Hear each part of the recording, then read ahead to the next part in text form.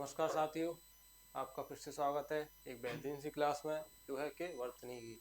ठीक है, आपका स्वागत है आपके अपने यूट्यूब चैनल गोल क्लासेज में। ठीक है, उम्मीद है आप स्वस्थ होंगे, जहाँ भी होंगे मस्त होंगे। ठीक है भाई, यार हमारे यहाँ तो रात को पड़ी है बहुत तगड़ी बारिश, इसकी वजह से आपको दिख रहे हैं हम जर्सी और टोपा में। ठीक है, कमेंट में बताएं किस किस के यहाँ बारिश पड़ी है। ठीक है, और भाई क्लास स्टार्ट करने से पहले आपके लिए क्या है, एक थॉट लेके आते हैं सुविचार। कामयाबी सुबह के जैसी होती है, मांगने पर नहीं जागने पर ही मिलती है। क्या? कामयाबी एक सुबह की तरह होती है जो मांगने पर नहीं जागने पर मिलती है। क्या? जागने पर मिलती है। ठीक है, ऐसे जागना है, सूरज से पहले जाओगे अभी कुछ पाओगे। ठीक है, चलते हैं आज क्लास स्टार्ट करते हैं। और ठंड बहुत है भाई आज। पहला कल हमने क्या पढ़ा था वर्तनी में? र के रूप, र का पदिन रूप, रखा रेप रूप। ठीक है, और आज आप हैं ड और ड का प्रयोग। क्या? ड और ड का प्रयोग। ठीक है, ड और ड का प्रयोग, ड और ड का प्रयोग। ठीक है, पहले लेते हैं ड। ड क्या है? एक स्पर्शीय वर्गीय व्यंजन है। क्या? स्पर्शी वर्गीय व्यंजन है। ठीक है, और इसका प्रयोग शब्द की शुरुआत में होता है। कहाँ होता है? शब्द की शुरुआत में। कौन से? स्पर्शी वर्गीय व्यंजन ड का प्रयोग कहाँ होता है?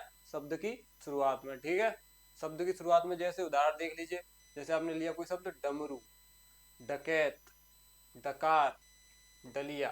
ठीक है, इन शब्दों में शुरुआत में प्रयोग हो रहा है। ये वाला जो स्पर्शी वर्गीय व्यंजन है ड, इसका प्रयोग शब्द की शुरुआत में होता है हमेशा। ठीक है, कहाँ होता है? शब्द की शुरुआत में। यहाँ पर नुक्ता नहीं लगाएंगे, वर्तनी अशुद्धि हो जाएगी। क्या हो जाएगी? वर्तनी अशुद्धि हो जाएगी। शब्द की शुरुआत में ये शब्द आ जाए तो इसके नीचे नुक्ता नहीं लगता। बस इतनी सी बात ध्यान रखनी है। क्या बात रखनी है? शब्द की शुरुआत में आ जाए तो इसके नीचे नुक्ता नहीं लगता, और स्पर्शी वर्ग व्यंजन वाले ड का प्रयोग होता है। ठीक है, आपका ये हो गया ड। अब आइए ड पे। इसे क्या कहते हैं? बताया था वर्णमाला क्लास में, ये वर्णमाला से संबंधित वर्तनी अशुद्धियां हैं। ठीक है, वर्णमाला भी अभी चैप्टर कराया तो उसके बाद हमने सोचा इसी को ले लें, आपके तुरंत समझ में तब भी आ जाएगा। ठीक है, अब देखिए ड। ड को क्या कहते हैं? उच्छिप्त ताड़नजात द्विगुण व्यंजन है। क्या है? उच्छिप्त ताड़नजात द्विगुण व्यंजन है। ठीक है, इसका प्रयोग शब्द के पहले वर्ड को छोड़कर, क्योंकि पहले वर्ड को छोड़, पहले वर्ड में तो स्पर्श वर्गीय व्यंजन का प्रयोग होता है, पहले वर्ड को छोड़कर अन्य कहीं भी होता है। ठीक है, अन्य जहां भी आता है ये वाला ड आता है। कौन सा आता है? उच्छिप्त व्यंजन ड, ताड़नजात या द्विगुण व्यंजन। ठीक है, उदाहरण देख लीजिए, इसके उदाहरण क्या क्या है। जैसे आपने लिखा सड़क, क्या लिखा? सड़क। ये आपका कहाँ है? बीच में, तो इसके नीचे कौन सा ये आता है? उच्छिप्त ताड़नजात वाला ड आता है। ठीक है, जो बीच में शब्द आ जाए, पहले शब्द को छोड़कर कहीं भी आ जाए तो कौन सा आता है? उच्छिप्त ताड़नजात व्यंजन। ये सड़क लिया, तड़प लिया, सड़क लिया, तड़प लिया, साड़ी ली, जैसे साड़ी। ठीक है, उड़ान।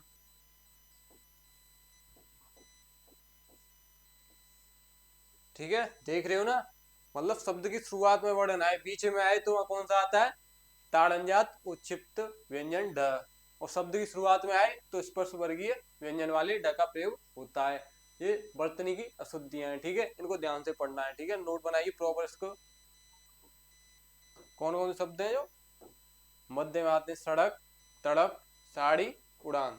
ठीक है, ये वाला ड नहीं लगाना है इनमें, जो बीच में आ रहे हैं, बीच में आ रहे हैं तो कौन सा? उच्छिप्त ताड़नजात द्विगुण व्यंजन लगाना है। ठीक है, शब्द की शुरुआत में आए तो स्पर्श वर्गीय व्यंजन लगाना है। ठीक है, समझ में आ गया? नोट करिए इसे। ये भाई अशुद्धियां हैं, वर्तनी संबंधी अशुद्धियां। नोट करिए इसे जल्दी से।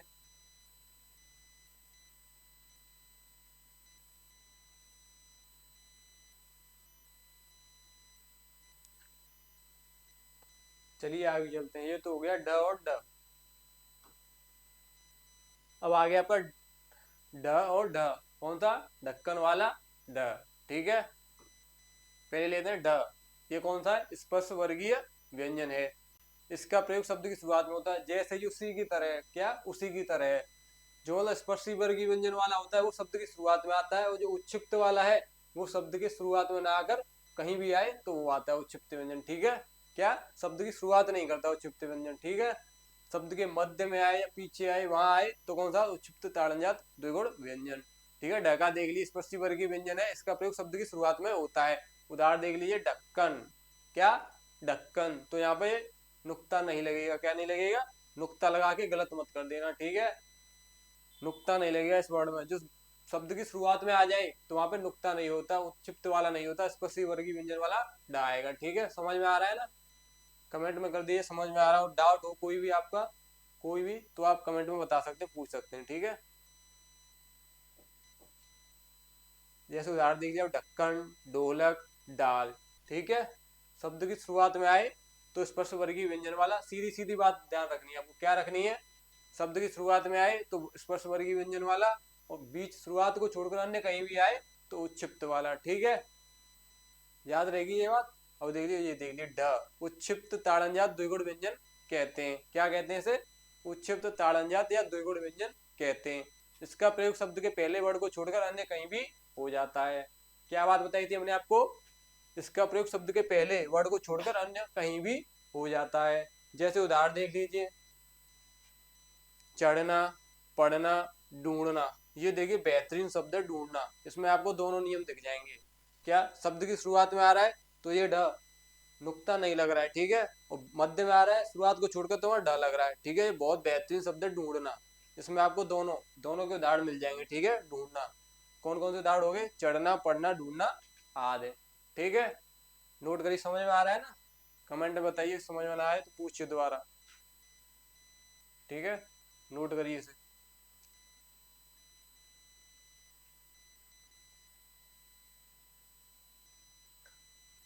चलिए आगे चलते हैं, नोट वाली बात आ गई भैया। क्या नोट, नोट तो फिर जहरी होता है हमारा। ड और ढ, ड और ढ हिंदी की नवीन विकसित वर्ड है, ये तो आपको वर्णमाला क्लास में बताया था, क्या बताया था, ड और ढ उच्छिप्त व्यंजन हिंदी की नवीन विकसित ध्वनिया है, इनका प्रयोग संस्कृत भाषा में नहीं मिलता। देखिए ड और ढ हिंदी की नवीन विकसित वर्ड है, इनका प्रयोग संस्कृत शब्दों में नहीं पाया जाता है, नहीं विदेशी शब्दों में, नहीं विदेशज शब्दों में। जैसे उदाहरण देख लीजिए, ब्रह्मांड, यहाँ पे ये वाला उच्छिप्त डन आएगा, उच्छिप्त डन आएगा, ये आएगा स्पष्टी वर्गीय व्यंजन, उच्छिप्त वाला नहीं आएगा, ठीक है। ये कुछ अपवाद है, क्या है, अपवाद, वर्तनी के अपवाद समझ लिया, कुछ भी समझ लीजिए, संस्कृत भाषा में इसका प्रयोग नहीं मिलता है, तो मतलब इसमें नहीं हो रहा है, तो आप क्या समझे इससे कि ये कौन से शब्द है, ये संस्कृत भाषा के शब्द है, कौन कौन से, ब्रह्मांड, उड्डयन, निडर, निडाल और पंडित। मोस्ट इंपोर्टेंट शब्द है पंडित, एग्जाम में आपसे कई बार पूछ लिया गया, कितनी बार, कई बार पूछ लिया गया पंडित। इसके नीचे नुक्ता नहीं आएगा, ड, उच्छिप्त वाला ड नहीं आएगा, स्पर्शी वर्गीय व्यंजन वाला ड आएगा, पंडित, ठीक है। ये आपके कौन से भाषा के शब्द है, आप कहेंगे सर संस्कृत भाषा के शब्द है, किस भाषा के शब्द है, संस्कृत भाषा के, ठीक है, परिभाषा में लिखा हुआ है, इसका प्रयोग संस्कृत भाषा में नहीं मिलता है, ना ही विदेशी शब्दों में। ये देख लीजिए रोड, रोड, रोड कौन सी भाषा का शब्द है, अंग्रेजी भाषा का शब्द है, कौन सी भाषा का है, अंग्रेजी, तो विदेशी भाषाओं में ये उच्छिप्त व्यंजन का प्रयोग नहीं मिलता है, क्योंकि ये नवीन विकसित ध्वनियां है। गड्ढा, एग्जाम में आपसे पूछ ले गड्ढा किस भाषा का शब्द है, और रोड पूछ ले रोड किसका है, अंग्रेजी भाषा का शब्द है। गड्ढा कौन सी भाषा का है, पुर्तगाली, कौन सी भाषा का है, पुर्तगाली। आ रही है ना बात समझ में, ठीक है, नोट करिए इसे। गड्ढा विदेशी भाषा के शब्दों में इसका प्रयोग नहीं मिलता, संस्कृत भाषा के शब्दों में प्रयोग नहीं मिलता है, और सभी जगह इसका प्रयोग मिलता है, लेकिन वर्ड की शुरुआत में आ जाए तो स्पर्श वर्गीय व्यंजन वाला ड होता है, और शुरुआत को छोड़कर अन्य कहीं भी आ जाए तो आपको उच्छिप्त वाला व्यंजन, ठीक है। इतनी सी भाषा है इसकी, इतना सा समझना है आपको, ठीक है। चलिए इसे नोट करिए और आगे चलते हैं।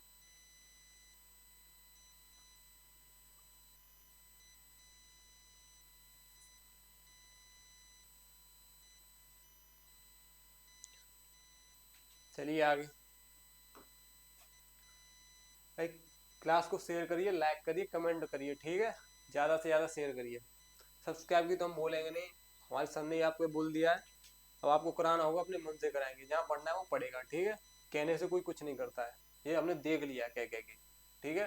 अब आइए अनुस्वार, पंचमाक्षर और चंद्र बिंदु का प्रयोग, किसका, अनुस्वार, पंचमाक्षर और चंद्र बिंदु का प्रयोग, ठीक है।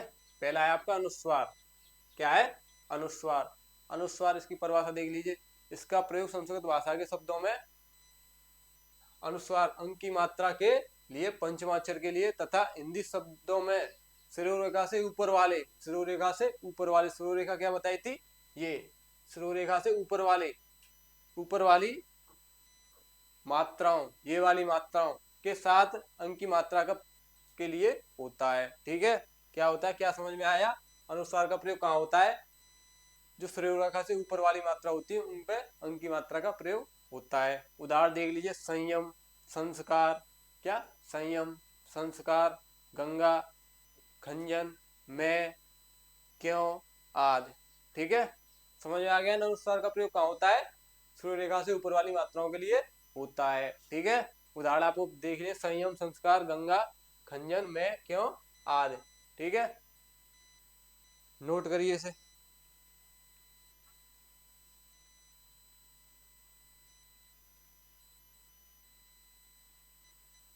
चलिए आगे चलते हैं।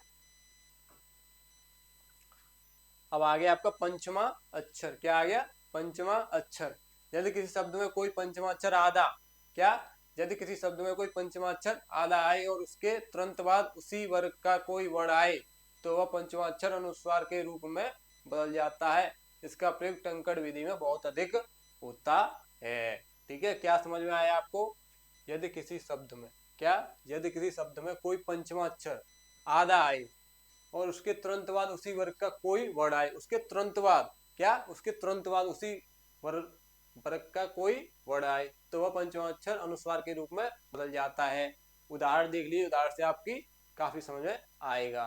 ठीक है, जैसे आपको गंगा, चंचल, कंठ, ये तो मानक हिंदी में है, मानक हिंदी में शुद्ध है ये, लेकिन जो संस्कृत भाषा में जो लिखे जाते थे पहले, उनका देख लीजिए क्या लिखे जाते थे।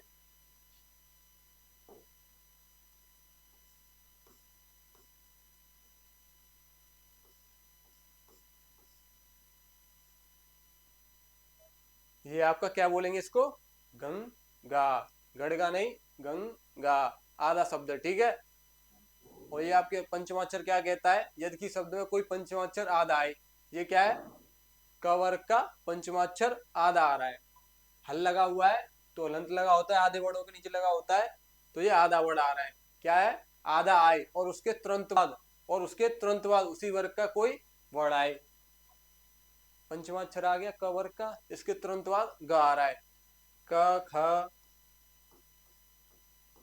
ग, क वर्ग का ही है, उसी वर्ग का अक्षर है, उसी उसी वर्ग का, उसी वर्ग का कोई वर्ण उसके तुरंत बाद आए तो ग आ रहा है, तो ये किस में बदल जाता है? अनुस्वार में। तो क्या हो जाता है? ये गंगा। ठीक है, समझ में आ रहा है ना? ऐसे इसे देखिए, चंचल,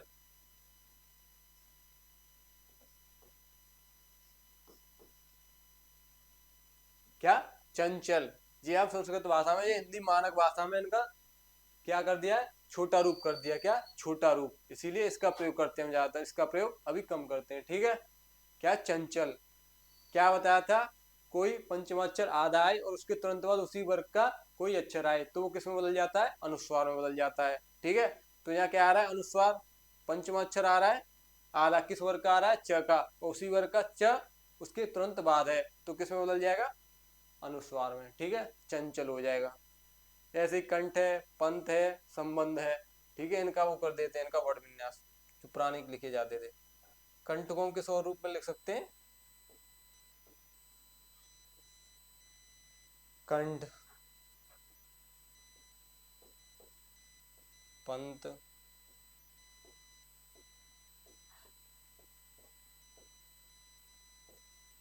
संबंध। क्या? संबंध। ये बेहतरीन शब्द है। क्या? संबंध। कैसे? आपका ये ब, ठीक है, कौन सा है? ब, किस वर्ग का अक्षर है? ये प वर्ग का। इससे पहले पंचमाक्षर आया इसका म। ठीक है, पंचमाक्षर आया ब, तो इसके अनुस्वार में बदल गया, स पे आ गया अनुस्वार। ठीक है, अब पीछे देखिए, न आया, क्या आया? न, किस वर्ग का अक्षर है? ये त का, त, थ, द, ध। ठीक है, इसके तुरंत बाद इसी वर्ग का कोई अक्षर आया है तो ये भी अनुस्वार बदल जाएगा। तो इसमें क्या, दो अनुस्वार लगे हुए हैं। ठीक है, संबंध बहुत बेहतरीन शब्द है ये। क्या बेहतरीन शब्द है? संबंध। पंत देखिए, प आया है, पंचमाक्षर आया है न, किस वर्ग का है? त वर्ग का, उसके तुरंत बाद उसी वर्ग का अक्षर है त, तो इसमें किस में बदल जाएगा, ये पंचमा अक्षर में। ठीक है, समझ में आ रहा है ना कैसे बदलना है पंचमा अक्षर में। उसी वर्ग का कोई वर्ड आए और उसके तुरंत बाद पंचमा अक्षर आए, ठीक है, तो क्या किस में बदल जाता है, अनुस्वार में। ठीक है, परिभाषा डेफिनेशन लिखी रही है, आप नोट करिए इसे। समझ में ना आए तो कमेंट में डाउट अपने पूछ सकते हैं, नोट करिए इसे।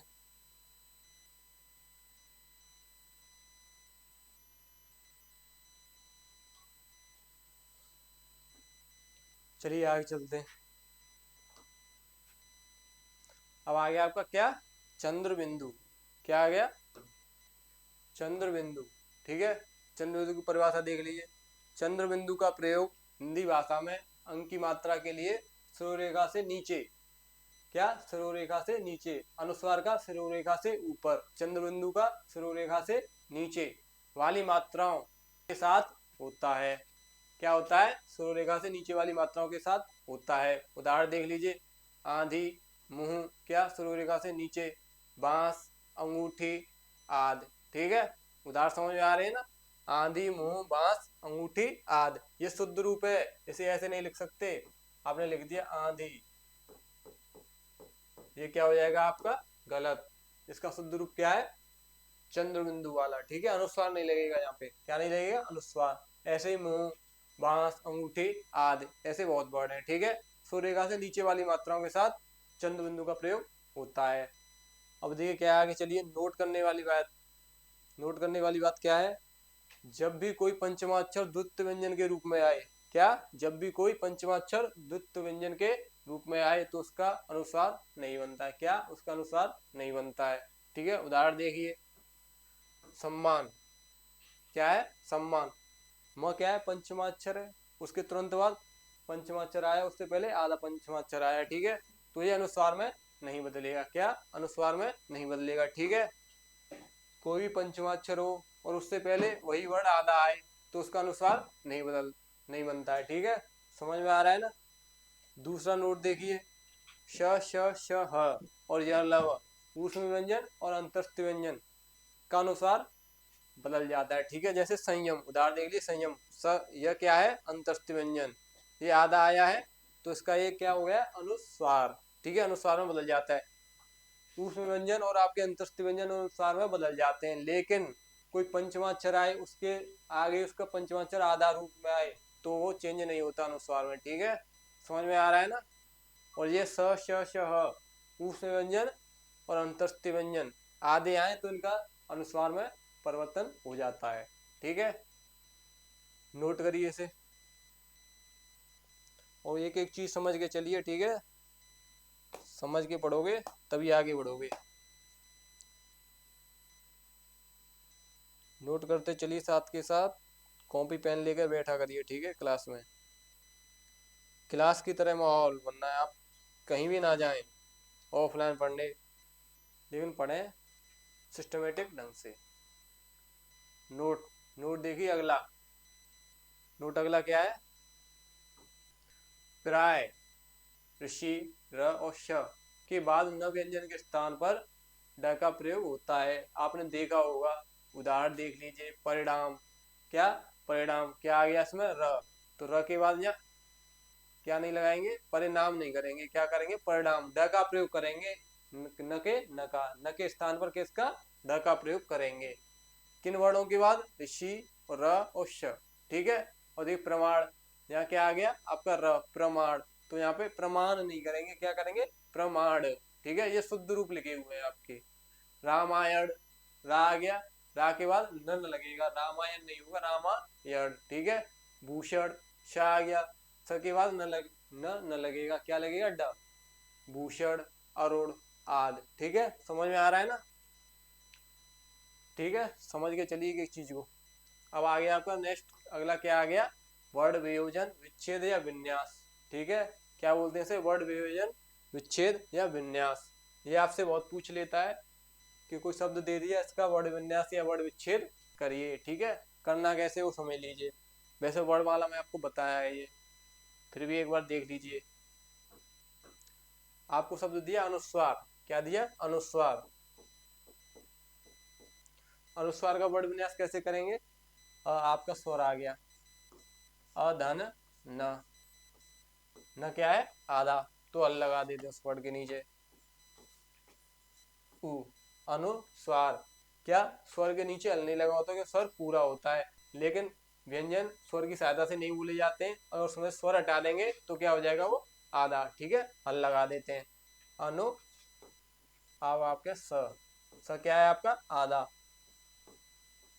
व क्या है, आधा, आ, धन, रा, धन, आ। समझ में आ रहा है ना कैसे वर्ड विन्यास करना है। अनुस्वार, अ, तो आपका स्वर है पूरा आएगा। नो, नो का वर्ड वर्ड विन्यास करेंगे, क्या होगा, न धन उ, ठीक है। स्वार का करेंगे स, धन व, धन आ, और र धन अ, ठीक है। ये क्या हो गया आपका अनुस्वार का वर्ड विन्यास, ठीक है। ऐसे ही वाल्मीकि है, व, धन आ, धन ल, धन म, धन ई,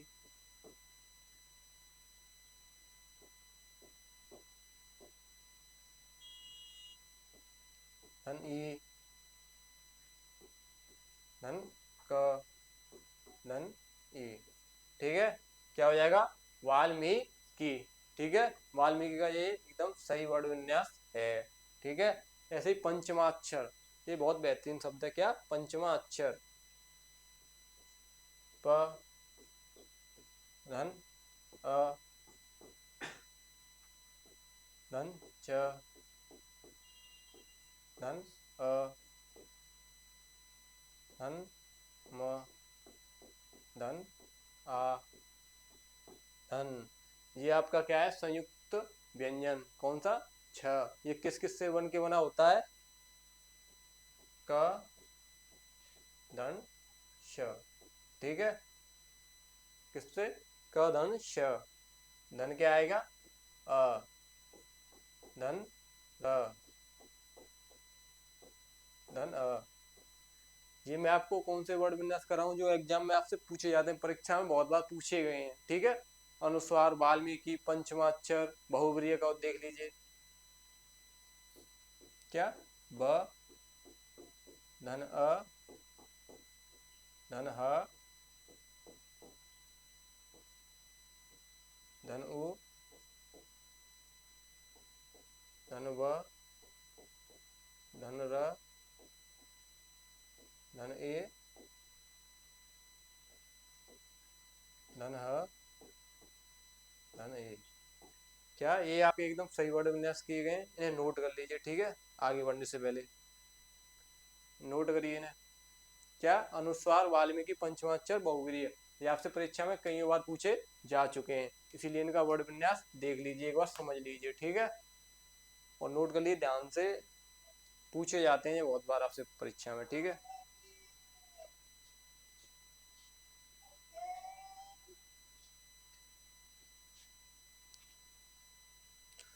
चलिए आगे चलते हैं। क्या है, विच्छेद। विच्छेद का वर्ड विन्यास कैसे करेंगे, पहले आप करिए, 20 सेकंड देता हूँ आपको करने के लिए, करिए, पांचों का करिए, पांचों का, जल्दी करिए।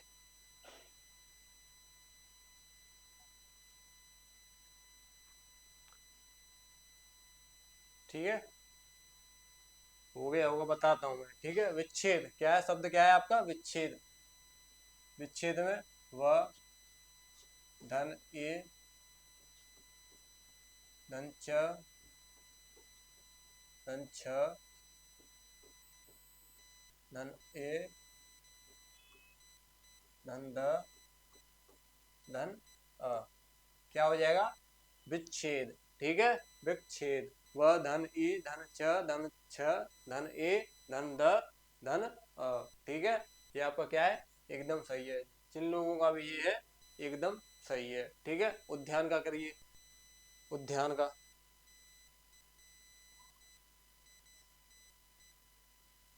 जल्दी करिए, जल्दी।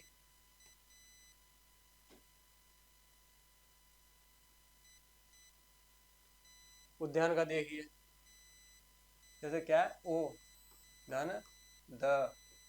कल क्या बताया था, द का आधा रूप, तो उसमें क्या है, द धन य, धन आ, धन न, धन अ।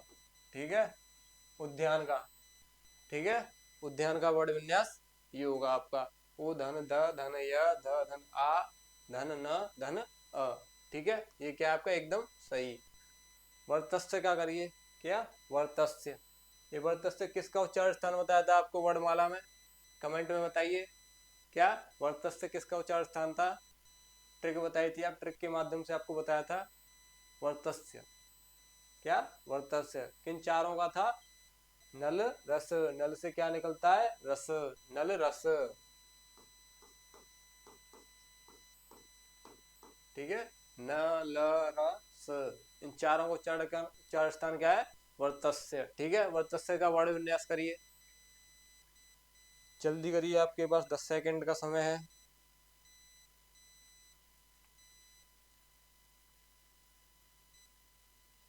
ठीक है, देखिए क्या हुआ वर्तस्य का वर्ण विन्यास, व धन अ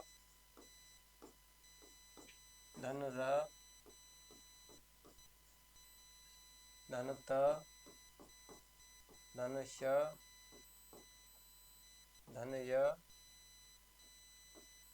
धन अ। ये क्या हो जाएगा एकदम सही, क्या वर्तस्य, व धन अ धन र धन त धन स धन य धन अ, क्या हो जाएगा वर्तस्य। ठीक है, और किसका उच्चारण स्थान होता है ये, न ल र स। ठीक है, चिन्ह का करिए, कौन सा शब्द है आपका, चिन्ह, चिन्ह का करिए जल्दी, आपके पास 10 सेकंड का समय है।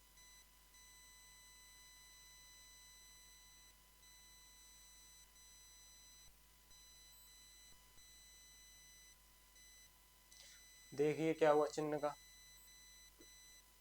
कर लिया होगा, च धन ए धन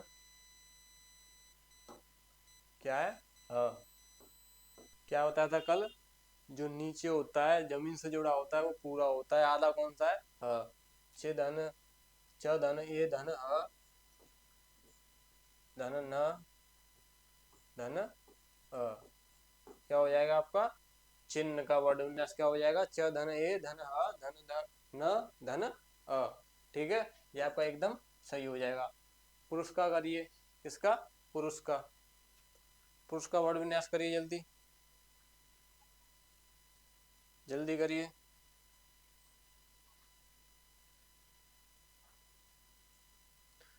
देखिए पुरुष का क्या होगा,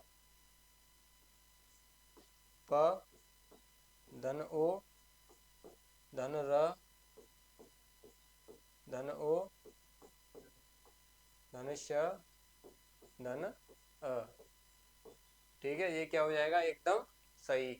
वर्ड विन्यास करना सीख गए होंगे कैसे होता है वर्ड विन्यास, ठीक है, और ना सीखे हो तो कमेंट में बताइएगा। ठीक है, वर्ड विन्यास आपका इनका हो गया। आपका वर्तनी यहाँ पे होता है समाप्त, कौन सा वर्तनी, वर्णमाला से संबंधित कुछ अशुद्धियां वर्तनी में आती हैं, वो आपका चैप्टर आज होता है समाप्त। ठीक है, क्या होता है समाप्त। कल से आपके लिए, कल तो आपका संडे तो क्लास ऑफ रहेगी, आपको मंडे से नया नया चैप्टर लेके आएंगे, नया अध्याय लेके आएंगे आपके लिए, उसके लिए आपको बता दिया जाएगा। और उससे पहले आपके लिए वर्ड विन्यास के लिए आपके लिए कुछ घर के लिए हैं प्रश्न, इनको आपसे होमवर्क, क्या है होमवर्क, इनको घर पे करके आना है और कमेंट में बताना है। ठीक है, जिसका सही होंगे सारे, उस कमेंट को सबसे पहले पिन किया जाएगा। ठीक है, कमेंट में आपको ये सब बताने हैं, सबके वर्ड विन्यास बताने, क्या वर्ड विन्यास। ठीक है, सबके वर्ड विन्यास बताने हैं। और आपकी कल तो क्लास ऑफ है, संडे है, आपकी होगी मंडे, मंडे से क्लास ऑन रहेगी। ठीक है, तब तक के लिए बाय।